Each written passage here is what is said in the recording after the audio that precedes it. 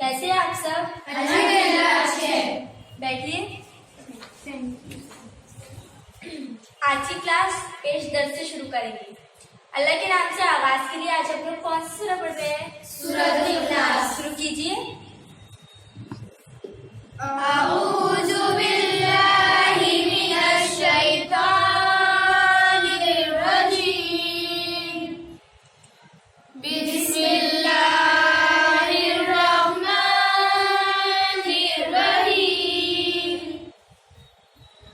कुल हुवल्लाहु अहद, अल्लाहुस समद, लम यलिद वलम यूलद वलम यकुल लहू कुफुवन अहद।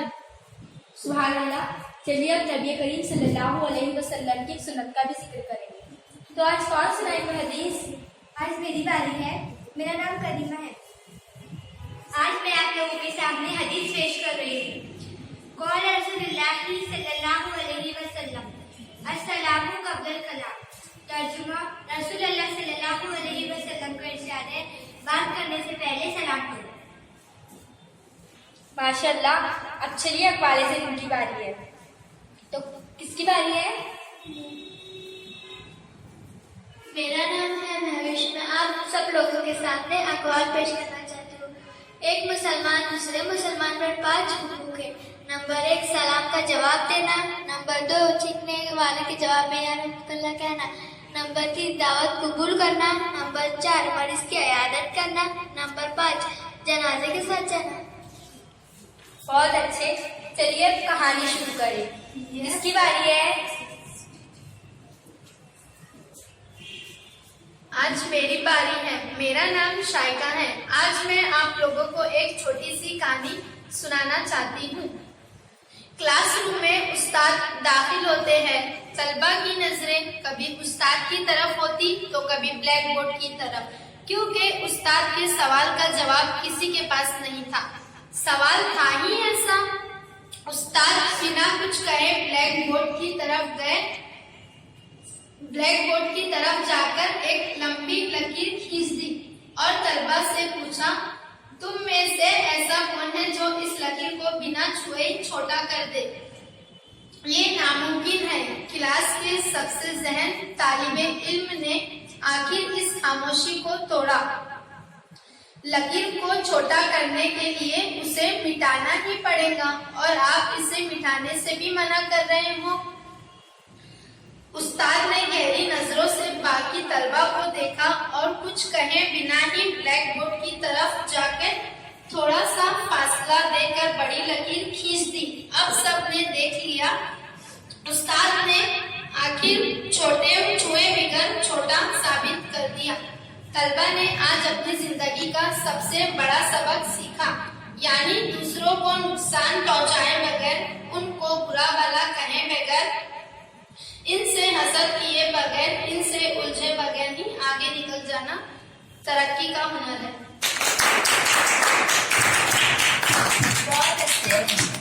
बहुत अच्छी कहानी सुनाई, सबक आमोज।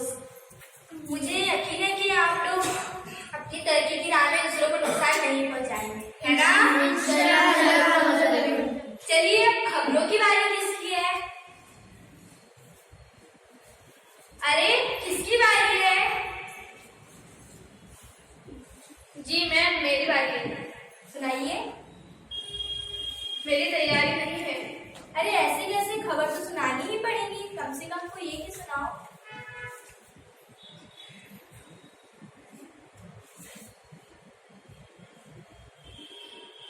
आज की खबर में सबसे अहम खबर ये है कि आज से 5 दिनों बाद हमारे स्कूल में जश्न यौम जमहूरिया मनाया जाएगा। अरे कोई बात नहीं, ये भी तो अच्छी खबर है।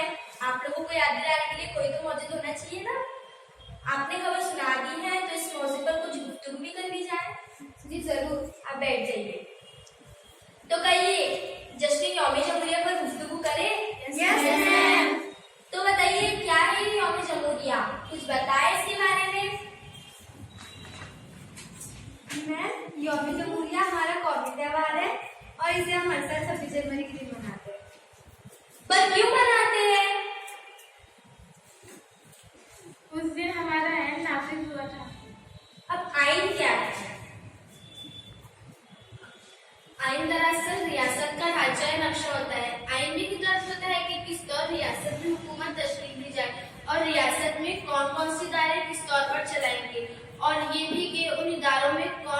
लोग किस तौर पर तैनात किए जाएंगे? बहुत अच्छे। चलिए और कोई बताइए कुसुम, बताइए। कोई बात नहीं, बैठ जाइए। चलिए प्रतिभा। दस्तूर या आइन किसी हुकूमत के लिए कौनीन या उसूलों का ऐसा मजमूआ है जो एक सियासी वजूद की इख्तियारात, कारकर्दगियों के महदूद और मुतय्यन करने के साथ साथ अदालती और इंतजामी अमूर के दायरे कार का भी तायुन करता है। अच्छा, अब ये बताइए जमहूरियत के मायने क्या है? अवाम की हुकूमत, अवाम के जराए अवाम पर। और कोई? Democracy is a government of the people, by the people and for the people. Good, very good. देखिए जमहूरियत का जो लफ्ज है वो अरबी माखूज अल जमहूर से लिया गया है, जिसके मायने माहौल से बुलंदतर और अक्सरियत के मायने में भी लिया जा सकता है। अंग्रेजी लफ्ज में डेमोक्रेसी और यूनानी लफ्ज में डेमोक्रेटिया, ये दो लफ्ज का मजमुआ है। डेमोस यानी लोग और क्रेटिया यानी इक्तिदार या ताकत। यानी जमहूरियत के मायने हुए लोगों की इक्तिदार या लोगों की ताकत, एक ऐसा निज़ाम हुकूमत जिसमें इक्तिदार की जो भाग दौड़ है वो अवाम के हाथों में हो। अच्छा, मुझे ये बताइए 15 अगस्त 1947 को हम तो आजाद हो गए थे, पर 26 जनवरी को मनाने की कोई खास वजह है? 15 अगस्त सन 1947 को हम आजाद हुए, रिपब्लिक नहीं हुए।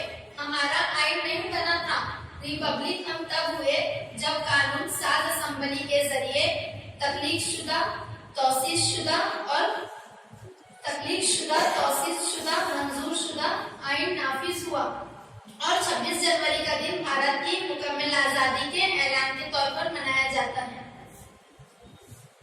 Good, very good. अच्छा, ये बताइए ये आइन बनाने की शुरुआत आजादी के पहले हुई थी या बाद? बताइए जरा। मैम, आजादी के बाद। आप बताइए बदर। आजादी मिलने के बाद। आप बताइए ना। आजादी मिलने के बाद नहीं, इसकी शुरुआत हुई थी 26 जनवरी सन 1929 से, जब लालवी नदी के किनारे कांग्रेस इजलास में पंडित जवाहरलाल नेहरू के तस्वीर पेश किया गया तो सब हिंदुस्तानियों ने अहद लिया था कि जब तक हम आजाद नहीं हो जाते हम आजादी की लड़ाई जारी रखेंगे। और 26 जनवरी 1930 से ये हर साल कौमी त्योहार के तौर पर मनाया जाने लगा और 26 जनवरी 1950 से भारत आजाद भारत के तौर पर दुनिया के सामने आया। इसी दिन गवर्नर जनरल लॉर्ड माउंटबेटन की जगह डॉक्टर राजेंद्र प्रसाद हमारे पहले सदर जमहूरिया बने। अच्छा, ये बताइए 15 अगस्त मैम, 26 जनवरी सन 1949 को तो आइन बन गया था ना? बिल्कुल सही, पर 26 जनवरी सन 1949 को आइन अखज़ किया गया था और सन 1950 को लागू किया गया था। अच्छा, ये बताइए कि ये आइन बनाया किसने था? बाबा साहब अम्बेडकर की सदारत में ये आइन बनाया गया था। हाँ, और ये बताइए कि इसका इंतजाम स्कूलों में किस तरह किया जाता है? इस जश्न को मनाने की तैयारी पहले से ही शुरू हो जाती है। स्कूल को सजाया जाता है झंडे लगाकर, प्रोग्राम का इनेकाद किया जाता है, तकरीर और तराने गाए जाता है, इनामात तकसीम हो जाते हैं और मिठाइयाँ भी बांटी जाती है। और अच्छे। अच्छा, ये बताइए कि हमारी राजधानी दिल्ली में इसका क्या खास इंतजाम होता है? प्रोग्राम का आगाज सदर के जरिए होता है, परचम कुशाई होती है, कौमी गीत पढ़े जाते हैं और इसके बाद तीनों अफवाज बड़ी, बैरी और हवाई फौजों की तरफ से परेड निकलती है। रियासतों की झांकियों की नुमाइश होती है, अवार्ड और इनामात तकसीम किए जाते हैं, मार्च पास्ट की सरगर्मियां भी होती है। आखिर में पूरा माहौल जन गण मन से गूंज उठता है। बहुत अच्छे, बहुत अच्छे। मैं एक बात पर तवज्जो चाहूंगी, हम आजाद हो गए, हमारा आइन भी बन गया, पर क्या हमारा देश वैसे ही है जैसे हमारे रहनुमाओं ने देखा था, ख्वाब देखा था? नहीं वैसे तो नहीं है जैसा ख्वाब हमारे रहनुमाओं ने देखा था। अच्छा, तो आप लोग अपने तासुरात पेश कीजिए और मुझे बताइए कि अपना भारत किस तरह का होना चाहिए।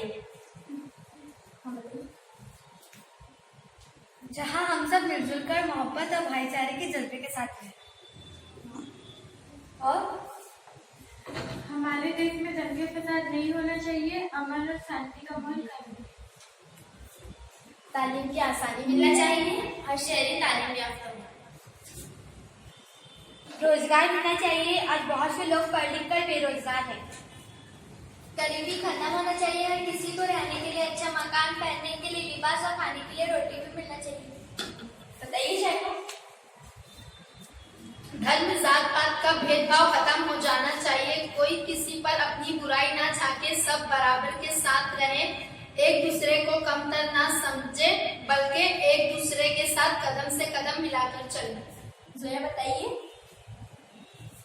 अतराफ के माहौल को साफ सुथरा रखने की कोशिश करनी चाहिए। बताइए बदर। समाज में जो बेहयाई आम हो रही है उस पर रोक लगना चाहिए, किसी को गाली गलौज ना करे, एक दूसरे के साथ मोहब्बत के साथ रहे। हमारे नबी ने जो तरीका हमें सिखाया है उस पर भी चले, कुरान और सुन्नत पर अमल करे, दिन का इल्म खुद भी सीखे और दूसरों को भी सिखाए, ताकि हमारी दुनिया और आखिरत दोनों सब बहुत अच्छी। अपने मुल्क से मोहब्बत करे, अपने कानून की हिफाजत करे, एक अच्छे जिम्मेदार शहरी बने, अपने मुल्क और कौम का नाम रोशन करे। माशाल्लाह, बहुत अच्छे वादे हैं और इरादे हैं। अल्लाह कामयाबी कबूल करे। चलिए इज्तिमाई दिन और आइन के साथ